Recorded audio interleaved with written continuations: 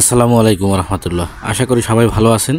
তো এখন যে কাজটা করতেছি সেটা হলো পিঠের খাজ বানানো, অর্থাৎ এটাকে বলা হয় কালো পিঠের সাজ বা ডাইলের পিঠের সাজ, এক একজন এক এক নামে চেনেন। তো সেই পিঠের সাজটা বানাইতেছি আমি এখন। সাজ আসলে বানানোর কিছু, এটা প্যাকেট হিসেবে আমার হাতে যে প্যাকেটটা দেখলেন, এইরকম প্যাকেট হিসেবে আমরা ঢাকা থেকে কিনে আনি ডজনে ডজনে, অর্থাৎ এক একটার ভিতরে 12 পিস থাকে, অর্থাৎ সেটা দিয়ে 6 পিস হয়, অর্থাৎ দুইটা মিলিয়ে জোড়া, অর্থাৎ পিঠের এপাট আর ওপাট, অর্থাৎ দুই পাশ আর কি যেটাকে বলি।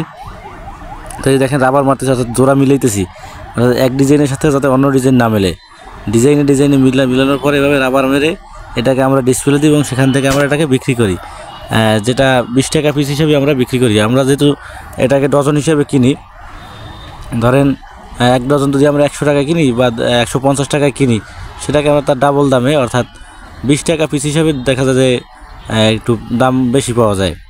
তো সেই কারণে আমরা ডজন হিসেবে না বিক্রি করি, পিস হিসেবে বিক্রি করি। এভাবে জোড়া জোড়া মিলানোর পরে আবার মেরে লাগানোর পরে কাস্টমার আসে, তারা এ ফিট ও ফিট 2 ফিট দেখার পরে সেটার সাইজ মিলায় এবং ডিজাইনটা মিলায়। তারা ডিজাইন মিলানোর পরে তাদের পছন্দ মতো তারা সেটা নিয়ে যায় এবং এটা দিয়ে কিন্তু খুব ভালো মানের পিঠে হয় বাসা বাড়িতে। আমি নিজেও এই সাজের পিঠে খেয়েছি আমার নিজের বাসায়, এবং আপনারাও যারা আছেন ট্রাই করে দেখবেন যে আসলে পিঠেগুলো খুব ভালো। এবং দেখতে পাইতেছেন যে বিভিন্ন ডিজাইনের পিঠে, এভাবে চাপ দিয়ে এই যে খাস দেখতেছেন গোলাপ ফুলের, সেই ফুলের ভিতরে আটার দলা দেওয়া হয়, আটার দলা গলানো আটার দলা দেওয়ার পর চাপ দিলে পিঠা তৈরি হয় এবং সেটা তেলে ভাজলে অসম্ভব সুন্দর মজাদার একটা পিঠা হয়।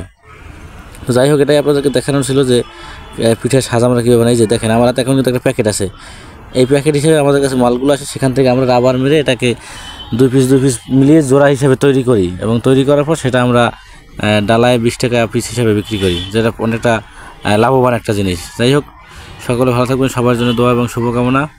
আসসালামু আলাইকুম রহমতুল্লাহ।